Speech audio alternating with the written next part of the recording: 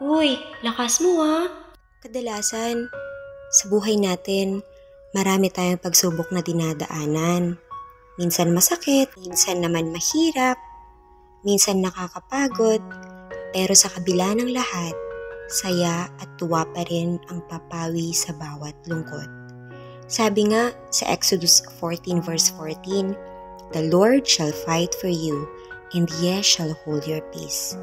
Pakikipaglaban kayo ng Panginoon at kayo ay tatahimik. Ganyan nga naman ang ating Diyos.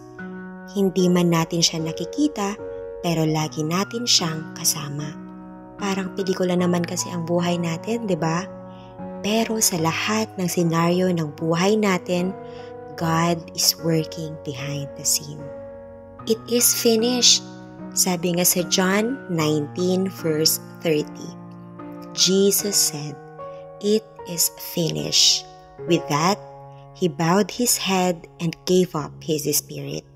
Tinapos na lahat ng Diyos, lahat ng ating paghihirap. He sacrificed everything for us. Wala na tayong dapat ipag-alala. Kaya ang lakas mo. Kasi ipinaglaban at ipinanalo ka na ng ating Diyos. Always put it in your mind. As the book of James 1 verse 12, "Blessed is the man who remains steadfast under trial.